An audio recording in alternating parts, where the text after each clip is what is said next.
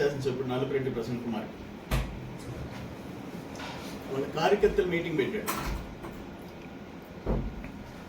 ఏం మాట్లాడుతున్నాడో అర్థం కాలేదు. నువ్వు ఎన్నిసార్లు గెలిస్తే ఎందుకు నాకు అర్థం కాలేదు. మనిషి పబ్లిక్ లైఫ్లోకి వచ్చిన తర్వాత పీపుల్స్ రిప్రజెంటేటివ్గా ప్రజాసేవ చేసేదానికి వచ్చి ఎప్పుడు ఆపర్చునిజం వాడుకోవటం, వదిలేయటం, పొగట్టం, తిట్టడం, తర్వాత కాళ్ళు పట్టుకోవటం, ఇదేనా నీ లైఫ్? నువ్వు నల్లపరెడ్డి శ్రీనివాసరెడ్డి కొడుకని భ్రష్టు పట్టించేసావు, ఆ కుటుంబం పేరు భ్రష్టు పట్టించేసావు.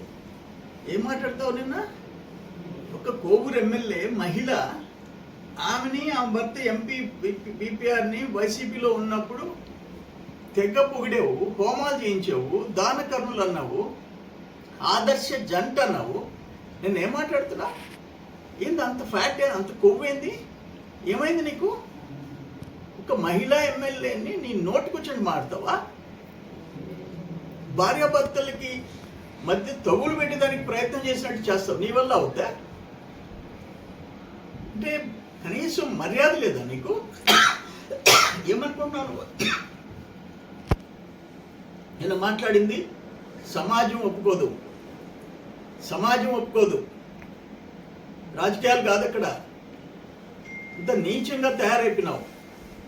ఒక్కసారి నీ సంగతి చూస్తే 1996లో చంద్రబాబుని ఇంటికెళ్ళి ఈడ్చుకెళ్తూ కొడతా, చంద్రబాబుని కొడతా. 96 ఎలక్షన్స్ ముందు లక్ష్మీపార్వతి పార్టీలో ఉండి నువ్వు వాడిన భాష చంద్రబాబుని ఇంటికెళ్ళి కొడతా మాట్లాడినాడు. పార్లమెంట్ ఎలక్షన్స్ అయిపోయినాయి. నేను బాబు గారింటికి పోయి, సీఎం గారింటికి పోయి వస్తుంటే జయప్రదతో కూడా కలిసి లోపల బాబు గారిని కలిసి బయటకు వస్తున్నాడు. బాబు గారు కాళ్ళు పట్టుకున్నానంట లోపల.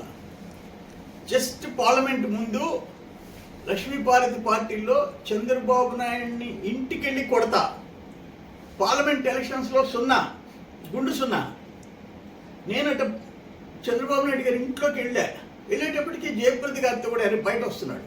ఏందైనా అక్కడ అడిగితే ఆ పిఎల్ని, ఇప్పుడే బాబు గారు కాళ్ళు పట్టుకున్నాడు, నేను పొరపాటు చేశాను, మీతో ఉంటాను, నన్ను క్షమించండి అని చెప్పి అడిగాడు. అమ్మ పాదయాత్ర చేసింది. నువ్వు వైసీపీలో పోయిన తర్వాత బుచ్చి మీటింగ్లో బాబుని, చంద్రబాబు నాయుడిని చెట్టు కట్టేసి కొట్టాలన్నావు. అంటే ఏంటి నువ్వు మాట్లాడేది? నేదురుమల్లి జనార్దన్ రెడ్డి దుర్మార్గంగా మాట్లాడావు. నేదురుమల్లి జనార్దన్ రెడ్డి కాళ్ళకి దండం పెట్టి ఆశీర్వాదాలు కావాలన్నావు. ఆనవాళ్ళని తిట్టావు. ఆనవాళ్ళని మళ్ళీ వాళ్ళ ఇంటికాడ చేరేసేసి కాళ్ళు పట్టుకున్నావు. ఇక్కడన్నా ఇటువంటి క్యారెక్టర్ని ఎక్కడన్నా చూసామా? నువ్వు పోలవరెడ్డి దినేష్ రెడ్డిని ఏం మాట్లాడావు? నీ పక్కన మనుషుల చేత చంపించేస్తానని మాట్లాడావు. ఎప్పుడన్నా చూసామా? నీ మీద ఆ పోలవరెడ్డి ఎమ్మెల్యేగా గెలిచినోడు కుర్రోడు రాజకీయాల్లోకి వచ్చాడు. నువ్వు ఏం మాట్లాడావు? అతని క్యారెక్టర్ గురించి ఏం మాట్లాడించావు పక్కన వాడి చేత? నీ పక్కన ఉండేవాడు అతన్ని చంపేస్తాను అని అంటే నువ్వు సమర్థించి మాట్లాడావు. నెక్స్ట్ ప్రెస్ కాన్ఫరెన్స్లో నా విషయం తీసుకో.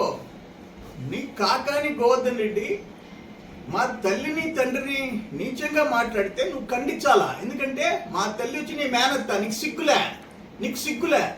ఈరోజు కాకాని గోవర్ధన్ రెడ్డి చేసిన పాపాలకి జైల్లో ఉంటే పెద్దిరెడ్డి రామచంద్రారెడ్డి దగ్గర నుంచి సజ్జల రామకృష్ణారెడ్డి దగ్గర నుంచి ఇక్కడ ఉండే ఎమ్మెల్యేలు, ఎంపీలు, ఎమ్మెల్సీలు, ఎంపీలు, మాజీ ఇన్ఛార్జీలు, మాజీ ఎమ్మెల్యేలు ఒక్కరు కాకాని పరామర్శించారే కానీ, ఇంట్లోకి పోయి జైల్లో పోయి చూసొచ్చారే కానీ చంద్రమోహన్ రెడ్డి పేరెత్తలా. నువ్వు ఒక్కడమే. నీ సతీమణి, నీ కుమారుడు, నీ కోడలు, నీ మనవళ్ళు, మనవరాళ్ళని తీసుకుపోయి కాకానింటి గంటలు కూర్చొని బయటకు వచ్చి నోటికి వచ్చినట్టు మాట్లాడావు. నీకు సిగ్గులే.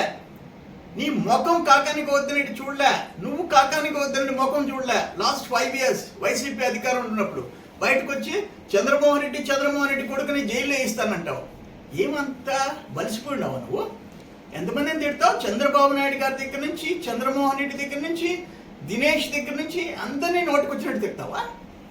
కొవ్వు వచ్చిందా నీకు? ఈరోజు ఏమైంది నీ బతుకు? నీ ఇష్టం వచ్చినట్టు రాజకీయంగా అటాక్ చేయి.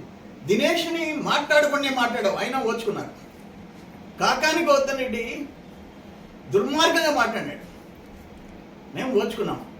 అన్ని దగ్గరలో అందరూ ఓచుకోరు. నిన్న నువ్వు వాడిన భాష దుర్మార్గం.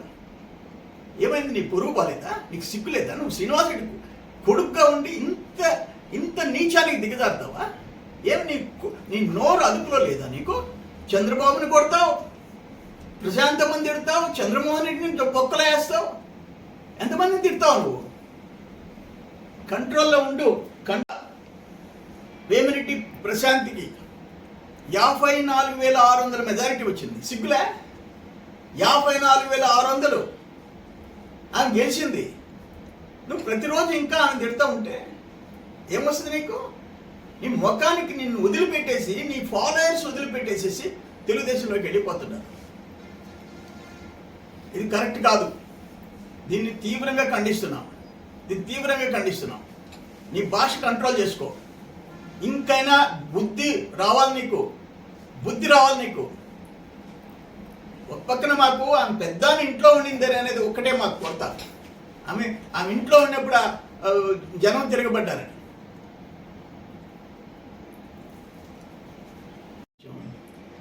అక్కడి నుంచి మళ్ళీ కాంగ్రెస్లోకి వెళ్ళిపోయినావు, లక్ష్మీభారతి పార్టీలోకి పోయినావు, మళ్ళీ తెలుగుదేశంలోకి వచ్చావు, మళ్ళీ రాజశేఖర రెడ్డితో కూడా కాంగ్రెస్లోకి పోయినావు, మళ్ళీ వైసీపీలోకి పోయినావు.